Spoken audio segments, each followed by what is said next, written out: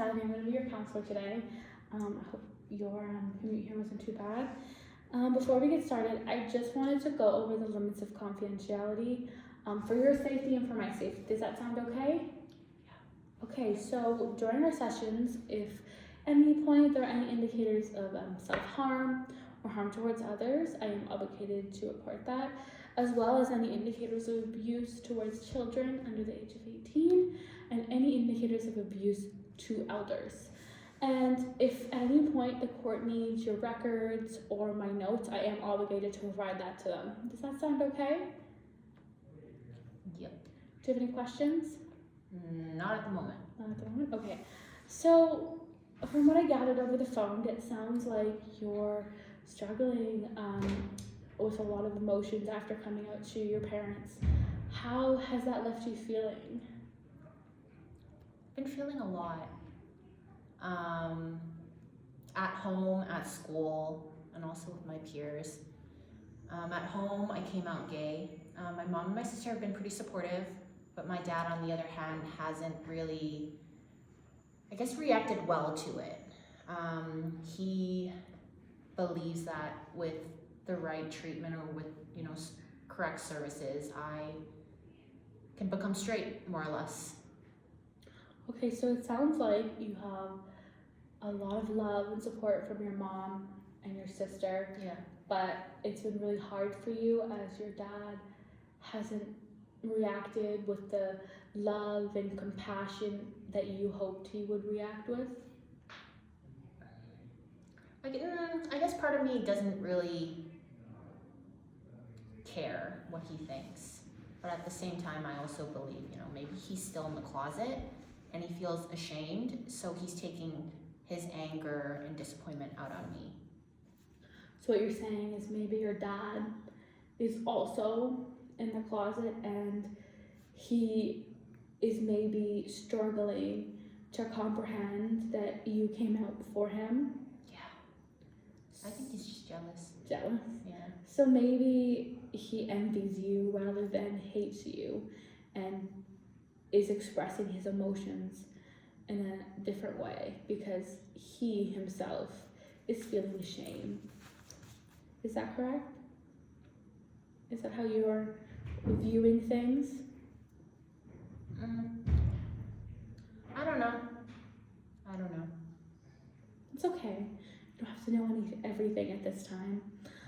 So I also gathered from what you briefly told me over the phone that you've been really struggling in school. Yeah. And you mentioned you've been struggling with, maybe some of your grades, and it's just been a heavy year at school for you. Could you dig a bit deeper for me and, maybe express what a typical day is for you at school and what it looks like?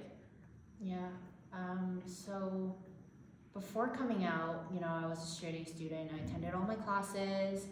I had a really strong passion for writing and journalism, but as, I guess the challenges of after coming out have really changed me in a way. I started smoking weed to cope with the pain, actually numb the pain, and my grades have been dropping. I'm not going to classes. I'm not doing well in anything. So it sounds like it's been really hard for you to adapt after discovering that you're gay. Yeah. And you have been struggling in the aspect of school and your grades have been dropping and you haven't been as passionate towards school as you used to be. Yeah. Well, I commend you for, taking initiative and coming here and recognizing that you're struggling in some aspects of your life and you need a little bit of, guidance and support. It also sounds like you've been bullied. Could you express to me how it's been making you feel and what exactly have these bullies been doing to you? Have they been kicking, punching, throwing objects at you? I just want to make sure that they're not putting you in serious harm's way, as your safety is very important to me. Well, usually before class, A lot of them would just gang up on me. They call me names. On most days, I just, I eat lunch alone. I'm alone mostly. But I do have this one close friend that I used to be close with. But that relationship has kind of been impacted in a way as our peers think we're together. So it sounds like the one and only friend you have at school has been pushed to shame, so he's not really hanging out with you anymore because of the public, shame and hatred you're getting. That must be really difficult and hard to deal with. Have you tried reaching out to any teachers, guidance counselors, support staff for them to intervene? I tried a couple times. I just don't think they care enough, or they just don't have the resources or the capacity to even do something about it. So I just kind of keep quiet. Okay, that's very concerning. I'm very worried about your safety because it's your teachers and your, support staff job to keep you safe at all times. So if I had your consent, could I reach out to the school board and see what supports they have in place? No, you're gonna make it worse. Okay, I totally get where you're coming from. I will refrain from doing that. But I can provide you with outside resources from your school if you'd like at the end of our session. I'm not gonna say I'll accept the additional help, but I'm open to, having those resources in case I do. Totally get it. I will provide them to you and you can take them, but you don't have to.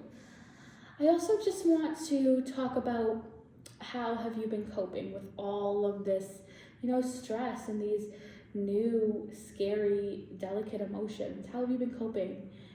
Have you been using anything as an outlet? Yeah, I smoke weed. I smoke a lot of weed.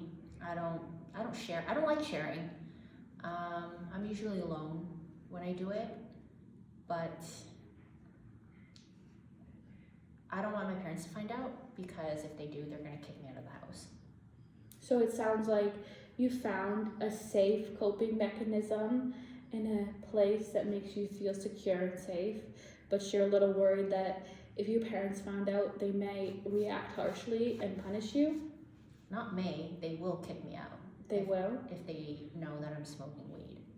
Okay, well, I'm glad that you found a safe outlet to express your emotions.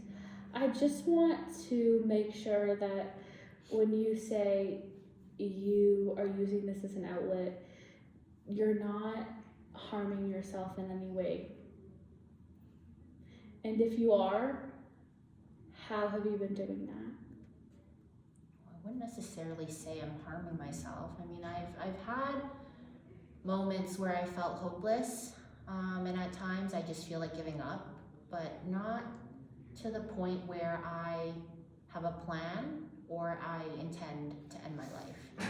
Okay, so to clarify, you have thought about ending your life, but you have no intent on doing it at the time being with everything going on in your life. Is that correct? Yeah. Okay. I just wanted to make sure that if you were harming yourself, we had a safety plan because I do care about your safety. So it sounds like you have been going through a lot, and I commend you for coming and reaching out for help. I am just looking at the time now, and we're just about coming to the end of our session. So before we come to the end, I'd just like to summarize what we talked about. Is that okay? Yeah.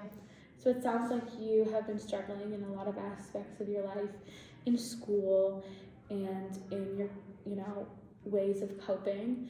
And you have recently discovered that you are gay and it's taking a big effect on you physically, emotionally, and cognitively. And your parents have been supportive, but your dad has not been supportive, and it's caused you a lot of stress. Is that correct? Yeah.